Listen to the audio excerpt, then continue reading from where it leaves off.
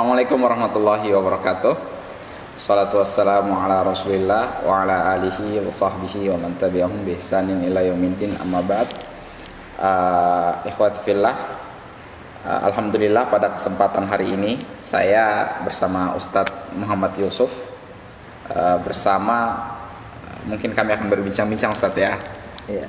Saya tertarik dengan mungkin satu wilayah dari otonomi Spanyol, Andalusia. Jadi Andalusia itu sering kita dengar dan sering disebut keindahannya, apalagi kalau berbicara dengan di Cordova ada Alhambra, atau ada juga di satunya lagi tuh Cordova, Granada seperti itu. Nah, itu luar biasa sekali. Kemudian saya baca sekilas, ternyata lebih dari itu, ternyata Andalusia ini pernah dipimpin selama 8 abad, sekitar 8 abad dengan kepemimpinan Islam. Nah, hari ini saya bersama dengan Ustadz Yusuf, insya Allah akan membincangkan itu, Ustadz, ya, insya Allah. Nah, menurut saya memang menarik ini. Jadi mungkin saya mulai dari sebuah pertanyaan, bagaimana Islam bisa masuk di Andalusia, Ustadz? Ya. Bismillah.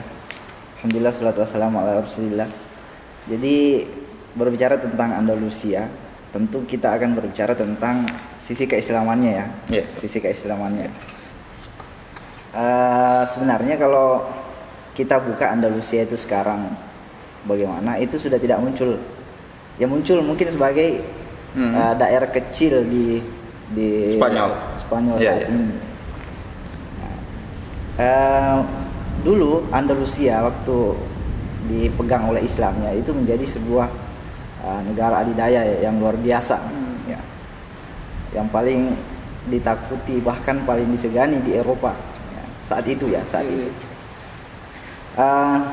Disebut dengan abad pertengahan. Jadi ini perlu di garis bawahi, disebut dengan abad pertengahan. Kenapa abad pertengahan ini?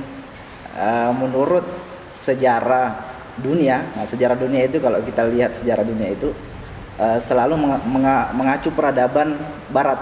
Nah, peradaban Barat. Abad pertengahan ini adalah masa di mana disebut dengan masa kegelapan Eropa. Nah, jadi sini perlu dibedakan, ya. Abad pertengahannya khusus untuk kaum muslimin itu sedang masa kebangkitan mereka, bahkan masa-masa kejayaan mereka. Yeah. Jadi sama-sama namanya abad pertengahan. Makanya kalau ada biasanya istilah itu abad pertengahan itu abad-abad kegelapan. Nah, itu bukan tertuju kepada Islam. Tapi di Eropa waktu itu. Eropa. Iya. Nah, seperti itu. Bagaimana sih sebenarnya proses Islam bisa sampai ke Andalusia ini? Menurut saya hal yang sangat penting untuk dibahas. Karena ini jaraknya antara Makkah mungkin, ya, kalau merupakan pusat Islam, atau pusat pemerintahan waktu itu ada di Damaskus atau Suriah sekarang, ya, Damaskus. Nah, itu jaraknya dengan Andalusia itu sampai beribu-ribu kilo. Kalau waktu itu kendaraannya masih kuda dan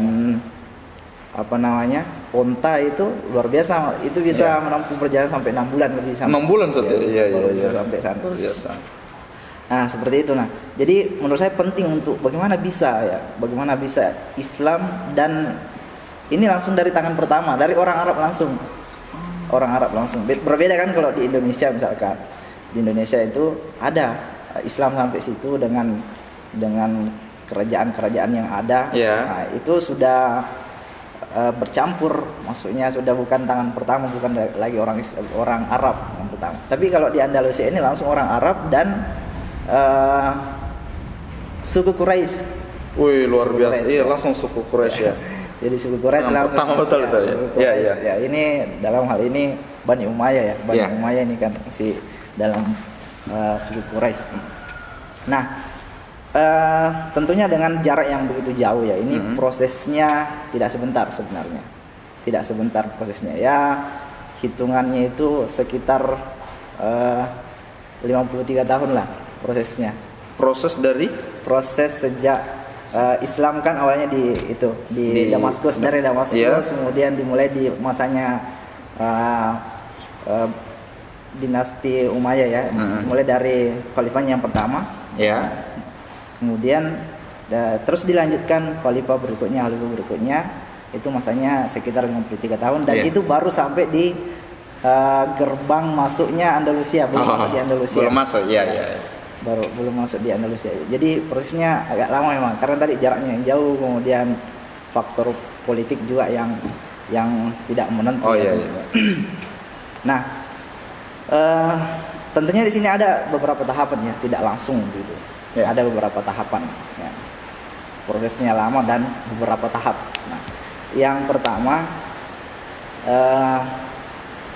sebelum masuk ke Andalusia, tentunya sebelumnya itu harus ditaklukkan negara-negara yang berdekatan dengan Andalusia kan tentunya. Dan saat itu kaum muslimin sudah tiba di Maroko. Iya. Maroko itu sudah masuk gerbang Andalusia ya. Jadi tinggalnya perang lagi selat Gibraltar itu. Nah, selat itu kalau diartikan itu kan Jabal Torik. Jabal Torik ya. Karena beliau yang pertama masuk situ waktu itu. Nah, sebelum itu sebenarnya, sebelum Torik bin Ziyad ini masuk, ada panglima Islam sebelum itu, namanya Tharif bin Malik. Oh, jadi sebelum Tariq bin Ziyad ada Tharif bin Malik, ya. Nah, tapi Tariq bin Malik ini Tharif bin Malik ini belum bisa dikatakan penaklukan lah. Belum bisa dikatakan penaklukan. Beliau hanya membawa sekitar 500 pasukan, dan itu atas undangan salah satu kerajaan yang ada di Andalusia waktu itu. Jadi kondisi politiknya seperti itu. Ya. Terjadi kekacauan di daerah Andalusia itu, banyak kerajaan-kerajaan yang bertempur.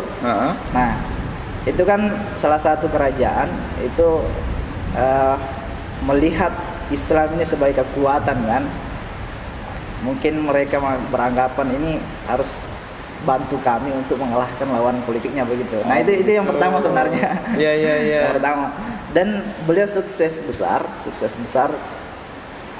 mengalahkan lawan politiknya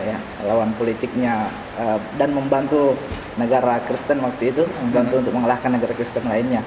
Nah, setelah itu balik lagi ke Tharif tadi ini kembali dengan pasukannya dan membawa ghanimah yang sangat banyak. Nah, ini sebenarnya untuk pertama kalinya Islam masuk ke situ. Tapi ya seperti itu tadi, hanya bantuan saja dan tidak ada. Ya, kalau dibilang nilai politisnya itu belum ada. Jadi tidak ada wilayah setelah itu, dia tidak mendapatkan wilayah, tapi ya dapat ghanimah pulang begitu, tidak ada wilayah. Iya. Nah, 711 Masehi, masuk 711 Masehi. Iya. Ini masanya Tariq bin Ziyad. Nah, beliau ini sebenarnya seorang panglima perang. Nah, dan diutus oleh gubernur yang berkuasa di Afrika Utara waktu itu. Iya. Nah, namanya Musa bin Nusair. Jadi ini ada tiga nama ya, 3 tokoh kunci penaklukan Andalusia. Ini. Tharif bin Malik, kemudian yang kedua Tariq bin Ziyad. Kemudian yang ketiga ini Musa bin Nusair. Kedudukannya Musa bin Nusair ini waktu itu sebagai seorang gubernur di daerah Afrika Utara, termasuk Maroko, Aljazair dan lain-lain. Gubernur ya. Gubernur. Tentunya beliau ini dibawa kekuasaan yang ada di Damaskus, pimpinan perusahaan ya, pemerintahan pusat. Pemerintahan pusat Umayyah. Iya. Umayyah. Nah, setelah itu ya, karena sudah terjadi kekacauan politik yang luar biasa di Andalusia itu ya, baru kemudian Musa bin Nusair ini termotivasi dengan langkahnya tadi Tharif bin Malik ini ya. Beliau kemudian mengirimkan langsung pasukan besar di bawah komando Tariq bin Ziyad. Iya. Di bawah komando Tariq bin Ziyad. Nah, baru ini betul-betul bisa dikatakan penaklukan sebenarnya. Betul-betul bisa dikatakan penaklukan. Karena berhasil menaklukkan beberapa kerajaan-kerajaan kecil yang saling bertikai tentunya ya, saling bertikai tentunya. Nah, mengalahkan kerajaan-kerajaan kecil dan berhasil mengambil dan menetap di sana. Jadi wilayah mengalahkan dan memiliki wilayah di situ. Dan iya. memerintah saat itu. Nah, itu dimulai saat itu. Tapi belum berdiri sendiri, masih di bawah kontrol ini, masih di bawah kontrol dari Musa bin Nusair yang ada di Afrika Utara gitu ya. Jadi masih bagian daripada Afrika Utara waktu itu, belum berdiri sendiri. Nah, seperti itu prosesnya.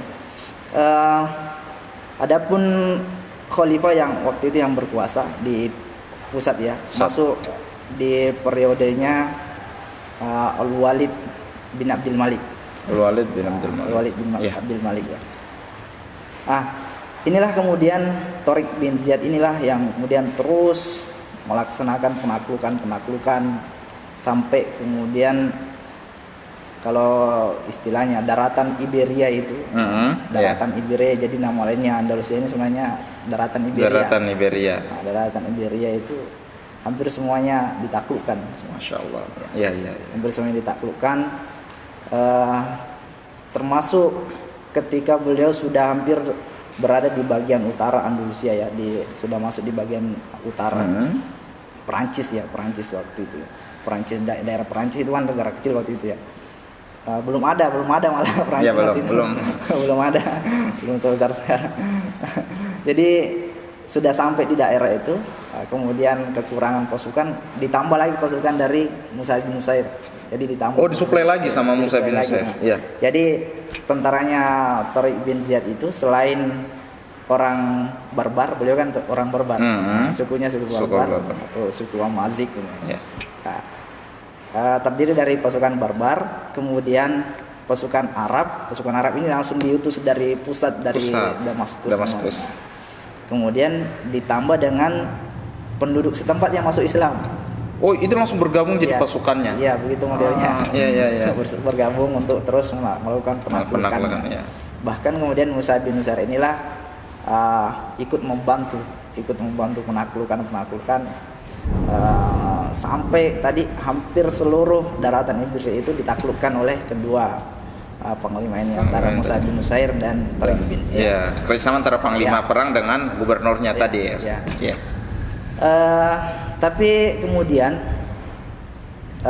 sebelum tuntas ada daerah namanya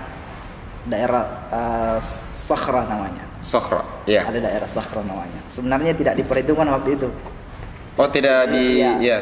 Kalau bisa dikatakan ya kekuatan tidak begitu besar lah kekuatannya.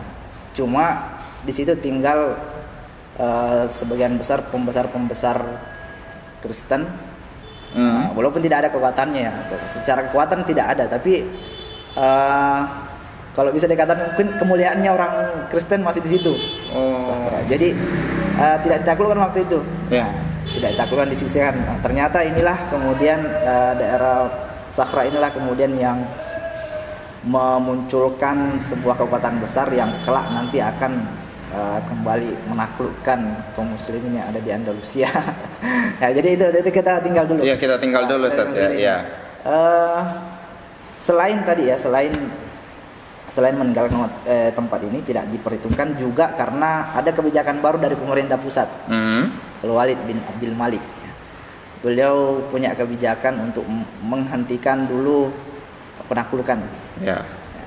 Jadi beliau kedua panglima besar ini, satu gubernur dipanggil untuk kembali ke ibu kota di Damaskus untuk mungkin semacam evaluasi lah ya, dan lain-lainnya. Nah, itu adalah fase pertama penaklukan Andalusia. Berarti pertama dari awal kemudian Islam masuk, bagaimana prosesnya seperti itu tadi Ustaz? Itu fase pertama. Fase pertama. Nah, masuk ke fase kedua. Iya. Kalau saya bagi menjadi 3 fase lah. Nah, masuk ke fase kedua. Nah, ini kan daerahnya sudah luas nih. sudah Ya, ditaklukkan sudah, Andalusia ini. ya, Nah, milik. otomatis itu kan harus disuruh orang untuk memerintah di situ kan. Ya. Nah, diperintah di situ untuk menjadi pemimpin lah di Ya. wilayah itu. Makanya fase ini disebut dengan fase ulat. Ulat. Dari kata wali itu, wali. Nah, jadi ulat itu wali-wali yang banyak situ karena daerah-daerah harus ada pemimpinnya kan. Ya. Nah, masa ini penaklukan selesai sebenarnya, tidak dilanjutkan lagi sampai kemudian ada seorang tabi'in yang sangat terkenal, namanya Abdurrahman Al-Ghafiqi. Jadi ini nama baru lagi nih. Oh ya, sosok baru lagi di cerita Andalusia ini Ustaz ya. Abdurrahman Al-Ghafiqi ya. Beliau salah satu wali yang ada di Andalusia, tepatnya di Granada waktu itu. Nah, inilah kemudian beliau juga yang punya semangat penaklukan ya, punya semangat penaklukan yang luar biasa dan melanjutkan apa yang sudah dicapai oleh pendahulu mereka. Iya. Dalam hal ini Torik dan Musa bin Nusair itu. Ya. Tapi sekali lagi tetap yang daerah Sahra ini tidak disentuh. Oh, karena memang tidak dipertahankan, tidak diperhitungkan ya. Tidak diperhitungkan. Nah, paling mungkin dianggap bahwa di situ tempat orang yang beribadah ya, sudah dibiarkan saja beribadah gitu ya. Beliau ini Abdurrahman Al-Ghafiqi melanjutkan penaklukan demi penaklukan sampai kemudian berada di paling utara Perancis. Kalau sekarang kita lihat mungkin sudah sampai di daerah Menara Eiffel itu. Oh, kalau sekarang ya, kalau hitungannya sekarang. Karena bagian utara, kalau di samping ini bagian utara Perancis. Bagian utara sampai di daerah namanya Bilad. Maka nanti diistilahkan situ Bilatus Syuhada. Kenapa? Karena di situ betul-betul terhenti penaklukan sampai kemudian Islam runtuh di situ. Pokoknya itu kemudian banyak namanya Bilatus Syuhada. Kenapa dikatakan Bilatus Syuhada? Ya, termasuk dari buku ini saya lihat referensinya. Beliau mengatakan tidak ada sama sekali dokumen yang menceritakan bagaimana keadaan waktu itu. Ya, analisa penulis ini Ragib As-Sirjani, Profesor Ragib As-Sirjani, beliau mengatakan barangkali karena saking mengenaskannya keadaannya kaum muslim waktu itu, maka muarikh awal itu tidak menahan diri untuk menuliskannya atau mencatatnya. Terus dari mana kita dapat referensi-referensi tentang keadaan Bilatus Syuhada itu? Ya, akhirnya dari barat. Dari barat, orang-orang yang menyaksikan, karena tapi tentunya kan banyak hiperbolis kan. Ya, perspektif mereka tentu. Jadi harus dibersihkan. Kita kembali dulu. Sosok Abdurrahman Al-Ghafiqi ini beliau semasa dengan siapa namanya? Seorang tabi'in ya. Beliau seorang tabi'in lah. Beliau tabi'in ya. Beliau mengambil hadis dari anaknya Umar bin Abdul Aziz. Jadi bisa dibilang semasa dengan Umar Abdul Aziz beliau mengambil hadis dari situ. Disampaikan beliau seorang tabi'in juga, tapi saya belum mengecek dengan sahabat siapa beliau bertemu. Tapi beliau dikenal dengan luar biasa kesolehannya, Abdurrahman Al-Ghafiqi ini. Tapi poinnya prestasinya beliau tadi menaklukkan Andalusia sampai di Bilatus Syuhada. Kalau kita melihat, saya kemarin cek itu jaraknya berapa sih dari Granada ke pusat penaklukan terakhirnya itu 1000 kilo. Masya Allah, 1000 kilo ya, sekitar 1000 kilo lah. Jadi tambahannya itu banyak sekali dari apa yang sudah ditaklukkan oleh Torik bin Ziyad, tambahan ke utara lagi oleh Abdurrahman Ghafiqi tadi ya, sampai 1000 kilometer. Jadi yang jelas terhenti sampai di situ. Bilatus Syuhada. Sampai di situ, kemudian kan ini fase kedua ya, fase ulatnya. Sekira poinnya di situ saja. Fase kedua ini keberhasilannya Abdurrahman Al-Ghafiqi sampai di situ ya. masuk ke fase ketiga. Ya. Kita kembali ke timur dulu. Kita kembali ke timur di pusat pemerintahan pusat. Ya. Damaskus. Di Damaskus. Ya. Di situ terjadi pergolakan di tubuh kaum muslimin. Terjadi revolusi besar-besar oleh Bani Abbasiyah. Ya.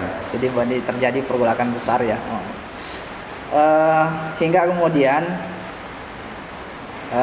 dinasti Umayyah ini runtuh oleh dinasti Abbasiyah. Ya. Saat itu runtuh. Kemudian semua keluarga-keluarga dari Bani Umayyah ini semuanya dibunuh semuanya. Ya, ini nanti ada analisis tersendiri bagaimana politik sebenarnya, seperti itu politik modelnya. Ya, jadi bukan sekedar keluarganya, tapi semua pendukung-pendukungnya yang kira-kira nanti akan memunculkan kekuatan barunya Umayyah harus dikeluarkan semuanya. Jadi modelnya seperti itu modelnya Abbasiyah ini. Kemudian berdiri kan dinasti Abbasiyah. Jadi dinasti Abbasiyah. Ya, saat itu kemudian ada 2 putra Umayyah yang berhasil kabur. Ya. Ada 2 putra ini, ya bisa dibilang putra mahkota lah. Ada 2 putra mahkota ini berhasil kabur. Sebenarnya dikejar. Kemudian 2 orang ini berenang menyeberangi sungai, tapi yang satunya tidak kuat berenang. Ya, sehingga kembali dia. Tenggelam ya. Ada 2 riwayat. Ada yang mengatakan tenggelam karena tidak bisa berenang. Ada juga yang mengatakan berhasil dibujuk. Kan orang dipanggil kan, yuk kembali sini. Kami tidak akan dijamin keselamatannya dan lain sebagainya. Ya. Adiknya ini kembali, kemudian dibunuh. Ada yang mengatakan tidak bisa berenang, tidak kuat berenang, akhirnya tenggelam. Yang jelas poinnya ada satu yang selamat. Ya, dari namanya Abdurrahman lagi. Abdurrahman lagi. Nanti makanya disebut dengan Abdurrahman Ad-Dakhil. Iya, saya biasa dengan Abdurrahman Ad-Dakhil. Abdurrahman Ad-Dakhil inilah kemudian yang kembali membangun kekuatan dan itu tidak mudah sebenarnya ya. Mungkin karena dilakukan seorang diri. Iya. Dia mungkin sebenarnya bukan sendiri juga, ada beberapa budaknya sebenarnya kan daerah-daerah yang ada itu, daerah-daerah kaum muslimin yang ada itu kan ditaklukkan oleh Bani Umayyah kan. Iya. Artinya ketika ditaklukkan Bani Umayyah di pusat,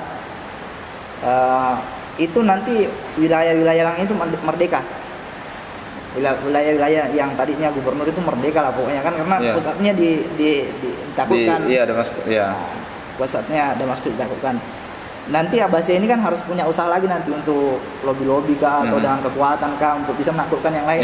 Situlah yang Abbasiyah ini belum sempat untuk merangkul semuanya daerah-daerah yang ada itu. Makanya Abdurrahman Ad-Dakhil ini beliau sudah lebih dulu datang ke situ. Makanya beliau menyamakan melakukan penyamaran lah ya. Sampai kemudian beliau tiba di Afrika Utara. Afrika Utara di Maroko ya. Di situ kemudian beliau sebelum menyeberang ke sana ke Andalusia, beliau pelajari dulu. Dalam riwayat itu beliau mempelajari itu sekitar 2 tahun lah. Untuk mempelajari. Jadi beliau direset dulu lah. Bagaimana mungkin memang ini Abdurrahman Ad-Dakhil ini beliau termasuk sosok yang luar biasa yang sebenarnya perlu ada pembahasan terkhusus juga. Bagaimana strategi beliau, bagaimana semangatnya. Bayangkan seorang diri. Bayangkan seorang diri bisa mendirikan kekuatan baru lagi. Itulah kemudian fase ketiga Islam di Andalusia ini disebut dengan dinasti Umayyah di Andalusia. Dinasti Andalusia. Padahal kalau misalkan kita lihat di pusat itu sudah Umayyah mungkin sudah tidak ada ya. Digantikan dengan Abbasiyah. Baru kemudian ada muncul lagi Umayyah kecil Ya. di Andalusia yang diinisiasi oleh Abdurrahman Dakhil tadi. Ya. Ah. Itu proses keislaman di Andalusia seperti itu Iya. untuk tahap pertama. Tahap pertama Ya. prosesnya, Ya. itulah tadi prosesnya bagaimana sekian tahun Islam masuk dengan berbagai fasenya, dari ada tokoh-tokoh yang disebutkan tadi. Nah, itu ternyata luar biasa. Nah, sekarang kita berada di mana sekarang Islam sudah berada di Andalusia. Nah, sekarang bagaimana Islam ketika sudah Andalusia sudah dalam nafas Islam seperti itu. Andalusia ini tentunya kalau kita katakan Andalusia itu pastinya Bani Umayyah ya. Bani Benar, Umayyah. Walaupun ya. sebenarnya tidak sepenuhnya Bani Umayyah. Karena nanti ada kekuatan-kekuatan setelah Bani Umayyah melemah ini, ada kekuatan-kekuatan baru yang muncul. Sampai kemudian terakhir nanti itu yang ditaklukkan itu bukan lagi Bani Umayyah sebenarnya. Tapi ada nanti yang kerajaan-kerajaan lain. Tapi yang membesarkan, yang memajukan Andalusia ini adalah Bani Umayyah itu, Bani Umayyah. Nah, beliau Abdurrahman Ad-Dakhil inilah peletak pertama kekuasaan di Andalusia dan mendirikan negara baru, dinasti baru yang disebut dengan dinasti Umayyah di Andalusia, di barat ya. Barat. Tapi beliau bukan tidak menyatakan diri sebagai khalifah. Nah, pertanyaan Oh, tidak mendeklarasikan bahwa saya khalifah selanjutnya gitu. Ya. Ya, jadi kan modelnya kan seperti itu ya. Modelnya seperti itu. Jadi ada kekuatan di timur yang resmi sebagai khalifah kekhilafahan, yaitu Abbasiyah. Abbasiyah. Khalifah Abbasiyah. Jadinya beliau ini kalau bisa dibilang ya tidak menganggap dirinya khalifah kan, karena sudah ada yang sah sana. Oh gitu. Beliau makanya periodenya beliau ini hanya dikatakan sebagai amir. Oh. Amir. Tapi bukan berafiliasi ke Tidak berdiri Abbasiyah. otonomi sendiri ya. Otonomi. Makanya sempat sebenarnya Ya. sempat dikirimkan pasukan untuk menaklukkan ini ya, Abdurrahman Ad-Dakhil ini ketika sudah berdiri sana. Sempat dikirimkan pasukan sana oleh Abbasiyah yang ada di berpindah ya, berpindah ke Irak ya. Oh, anunya ya. pemerintahannya. Pemerintahnya berpindah ke Irak waktu itu. Oke. Baik, ini sekarang kan Islam sudah masuk di Andalusia, Ustadz. Sebagaimana yang Ustadz tadi jelaskan dengan sekian waktu yang tidak singkat. Nah, ketika kemudian Islam sudah masuk di Andalusia, bagaimana sistem pemerintahan yang diterapkan di Andalusia itu sendiri, Ustadz? Ya. Yang pertama ya, Abdurrahman Ad-Dakhil. Ya. Abdurrahman Ad-Dakhil. Kita mulai dari Kita Abdurrahman kembali. Ad-Dakhil. Kenapa mendapat gelar Ad-Dakhil? Karena berasal dari dakhul ya, dakhulu kan. Oh, iya, memasuki menaklukkan ya. Yang masuk dan mendirikan di situ peradaban besar. Pertanyaan ini penting menurut saya karena kenapa? Karena selain beliau mendirikan pemerintahan, tapi di tempat lain sudah ada yang berdiri, yang sah, Ya. bukan sah itu kan jadi problem baru Ya, sebenarnya. problem barunya unik juga ya. Dalam siasah syariah, dalam siasah syariah itu menjadi problem baru yang belum ada sebelumnya itu. Namanya kalau biasanya itu selalu tunduk dalam satu pemerintahan. Satu Kalau ada pemerintahan. yang mendirikan yang lain ditaklukkan, gabung. Nah, bagaimana dengan Kasus Abdurrahman Ad-Dakhil ini? Beliau tetap mendirikan negara atau dinasti baru, yaitu Umayyah ya, dinasti Umayyah yang didirikan oleh beliau.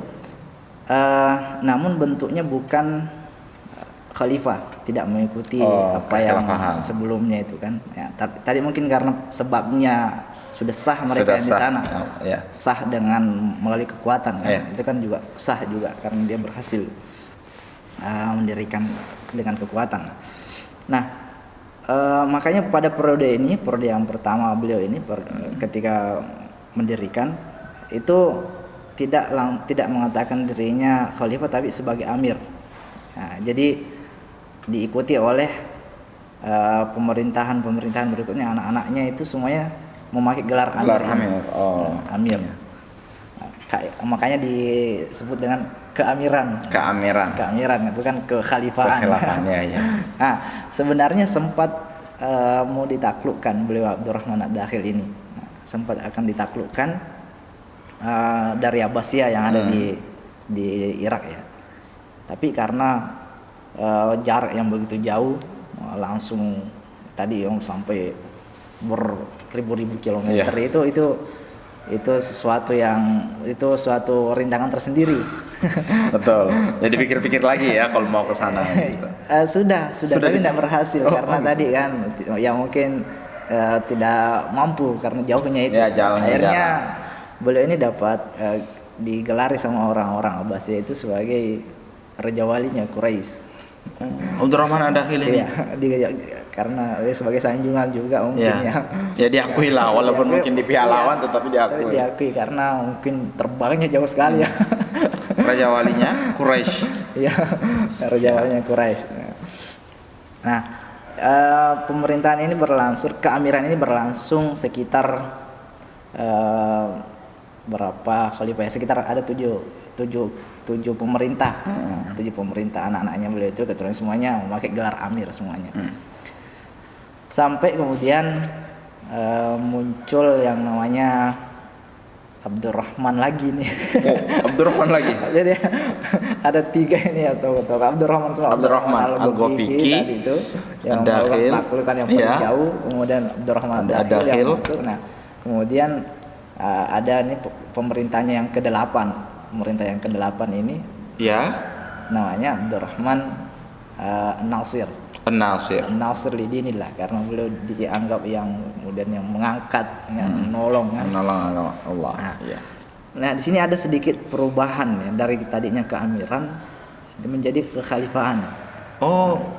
Mendeklarasikan seperti itu Abdurrahman An-Nasir. Beliau mendeklarasikan diri sebagai khalifah.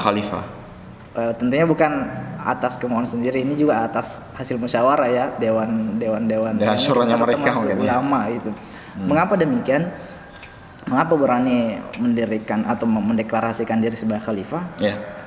Ini bukan sembarang ya, itu melalui riset ini.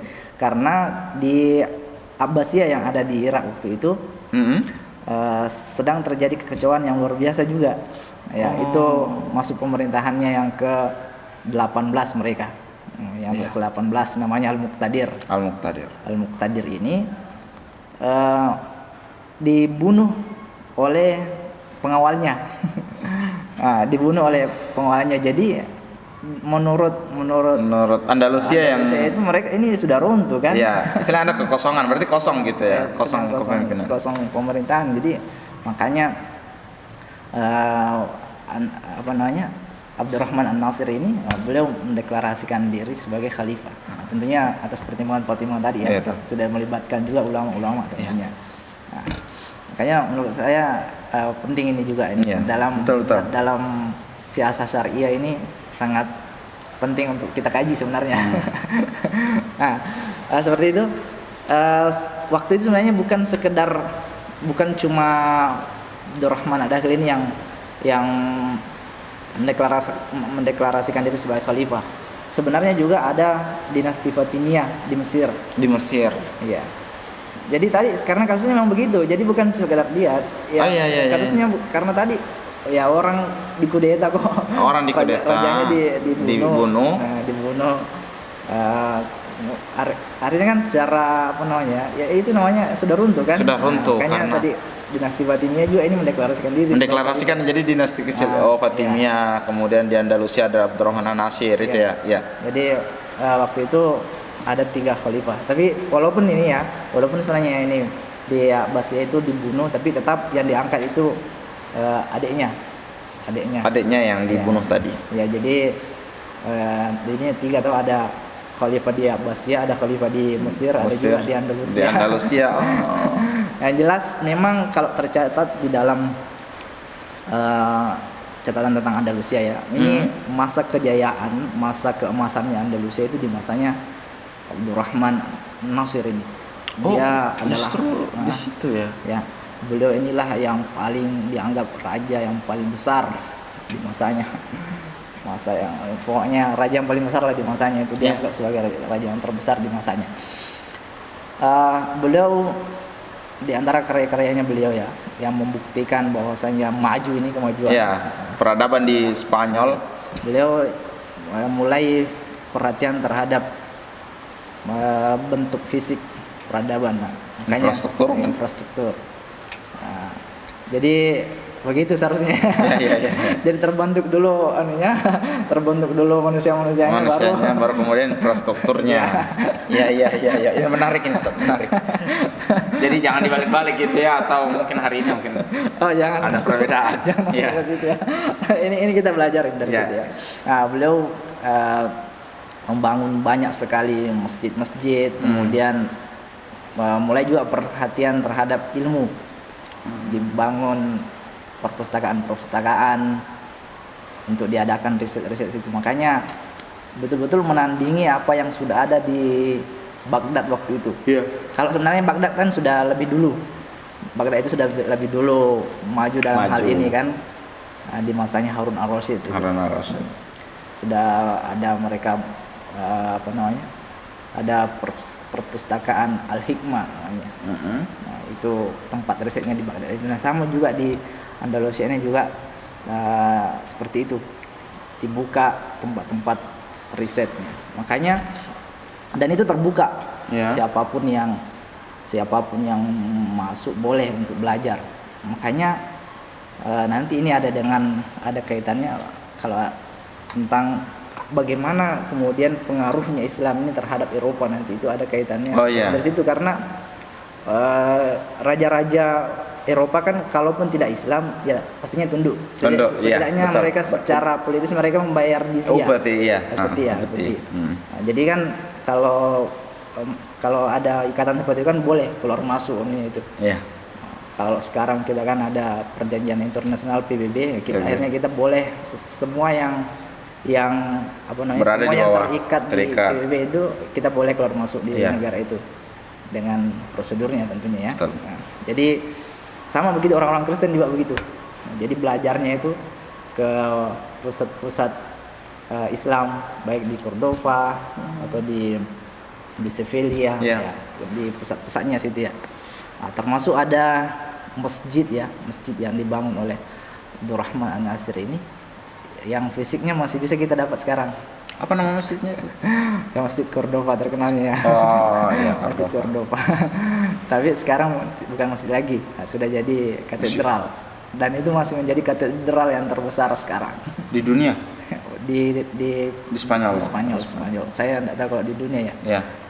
Masih bisa kita lihat fisiknya sekarang, luar biasa. Itu yang awalnya masjid masjid. Kemudian sekarang jadi katedral. Ada yang menarik sebenarnya ini ya. Kita keluar sedikit dari tema ya. Dulu Abdurrahman An-Nasir ini bahkan dia ingin membangun plafonnya itu dari emas. Plafon masjidnya tadi itu. saking majunya peradaban begitu. Tapi kemudian diperingatkan sama ulama-ulama kan, jangan terlalu berlebihan lah. Yang jelas itu menggambarkan kemajuannya dalam hal infrastruktur ya. Nah, masa kekhalifahan yang ada di Andalusia ini tidak berlangsung lama sebenarnya. Tidak berlangsung lama, sekitar 3 periode saja. Jadi beliau meninggal, ada anaknya namanya Hakam II, ada anaknya lagi Hisam II. Nah, cuma 3 periode ini saja. 3 periode ini kekhalifahan. Kenapa? Karena setelah kematian yang terakhir ini Hisam II ini terjadi kekacauan lagi. Biasa lah ya kan, kalau lemah biasanya itu ya begitu. Akhirnya dewan pemerintahan yang tentunya ulama yang dilibatkan dalam hal-hal ini biasanya pastinya ulama di masa itu. Nah, akhirnya memutuskan lagi untuk mencabut gelar khalifah ini. Jadi itu bukan untuk sekedar main-main, bukan. Ini hal serius memang. Gelar khalifah itu gelar. Jadi kalau yang sudah tidak layak sudah dimusyawarahkan kemudian dilepas. Dilepas. Nah, makanya dianggap kekuatan Umayyah waktu itu sudah dengan meninggalnya Islam ini sudah tidak ada lagi. Malah terjadi perpecahan yang luar biasa di Andalusia waktu itu. Ada sekitar 30 negara. Terpecah menjadi sekitar 30 negara. Jadi Andalusia yang satu tadi di bawah pemerintahan Umayyah.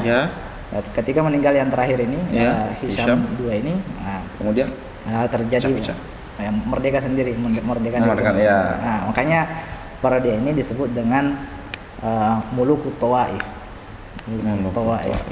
Jadi kerajaan atau kekuasaan kelompok-kelompok. Ya, dasar dengan kelompok-kelompok mereka kelompok mereka. Dan ini luar biasa masa ini, karena antara satu dengan yang lainnya saling berperang. Nah, ini mulai kekacauan toh. Jadi mulai kekacauan. Jadi nanti kalau kita lihat di akhirnya Islam di Indonesia itu seperti apa ya dimulai dari sini sebenarnya. Oh gitu. Nah, jadi sekitar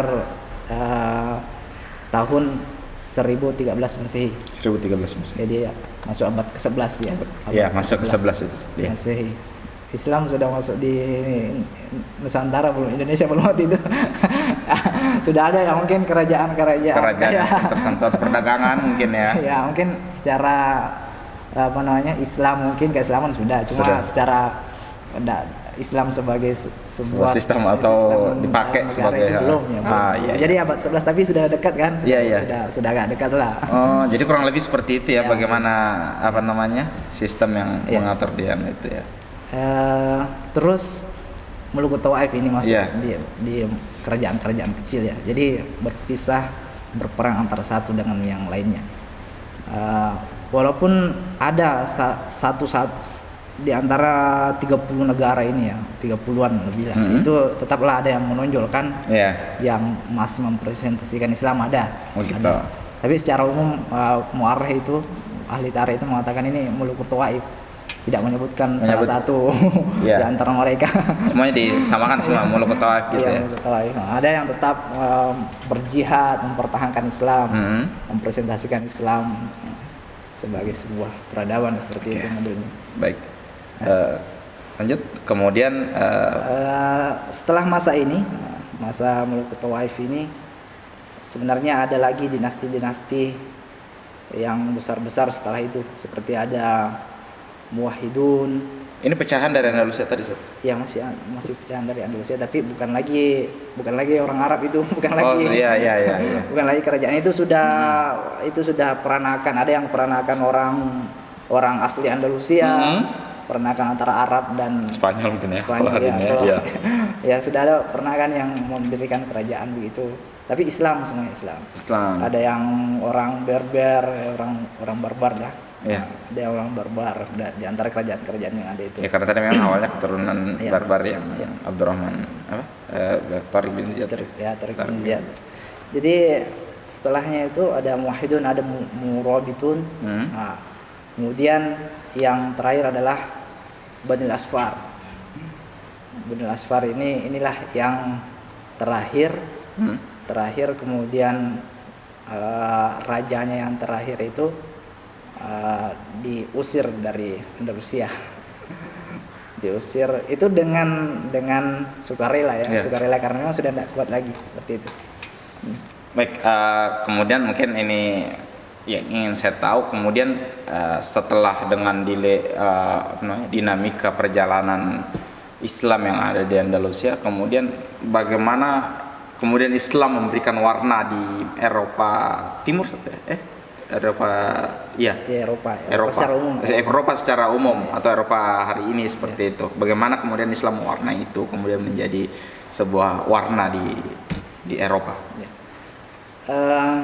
Ada klaim biasanya kan, ada klaim yang mengatakan bahwasanya Eropa itu terwarnai dengan Islam yang dulu di sana.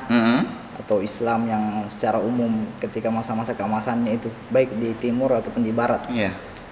Dan ini memang sesuai dengan data dan analisa yang ada sebenarnya. Bagaimana bisa seperti itu? Karena begini, tadi kembali lagi ke masa-masa kegelapan Eropa ya.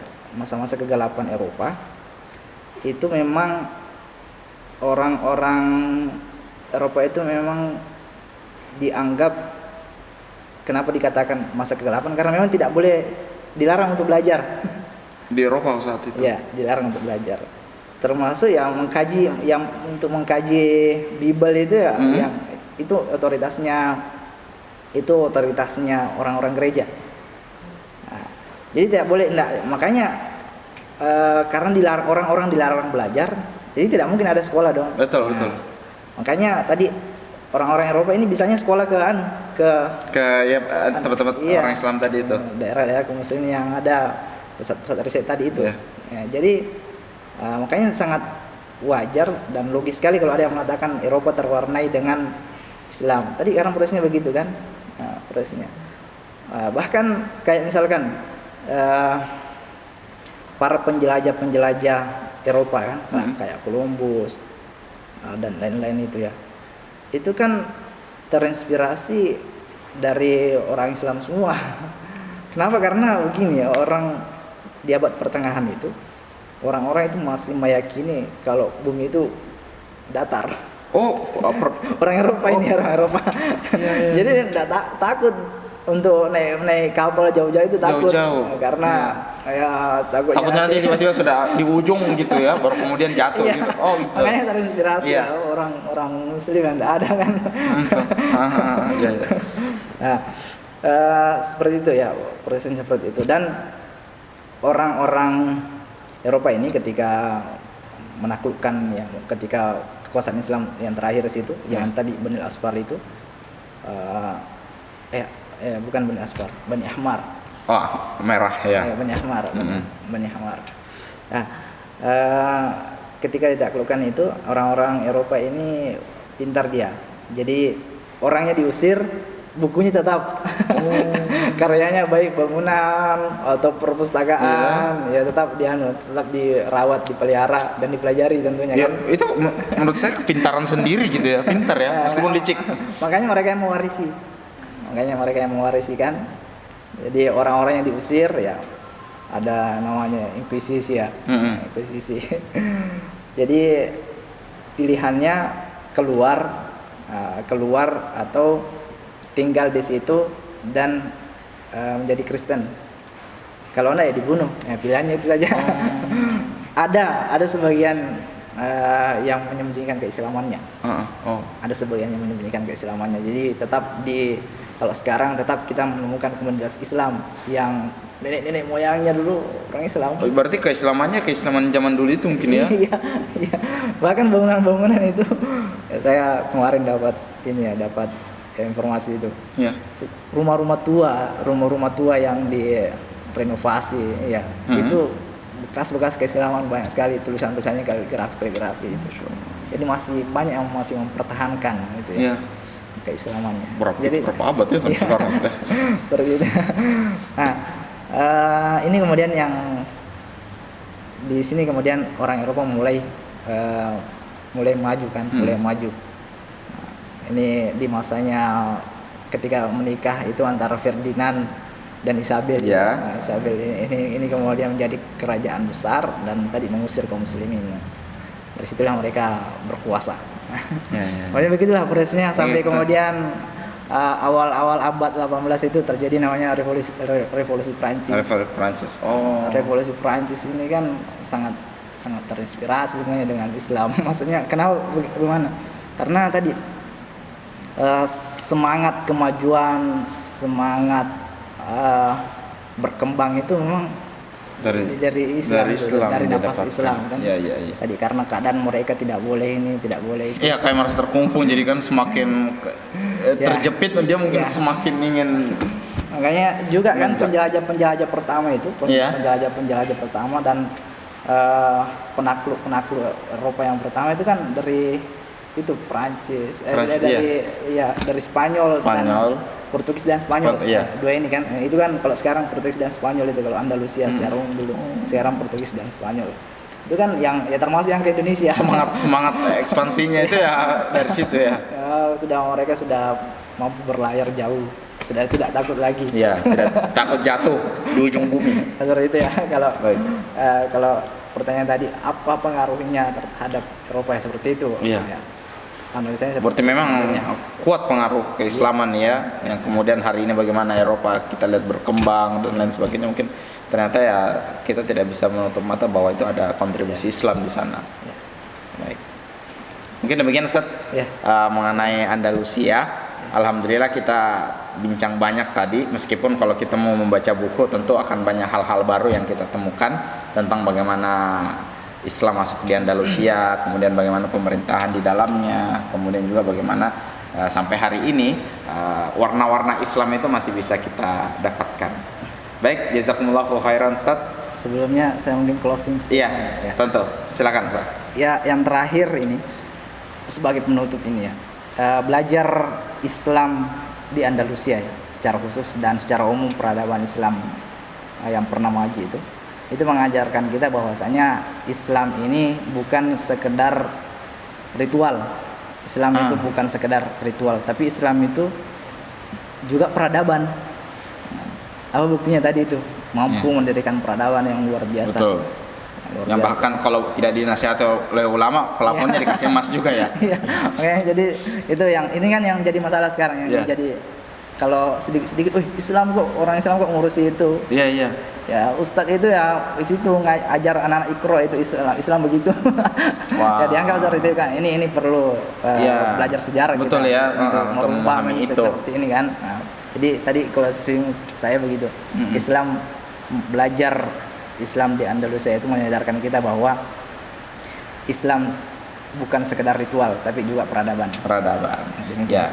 Baik, jazakumullah khairan Ustaz.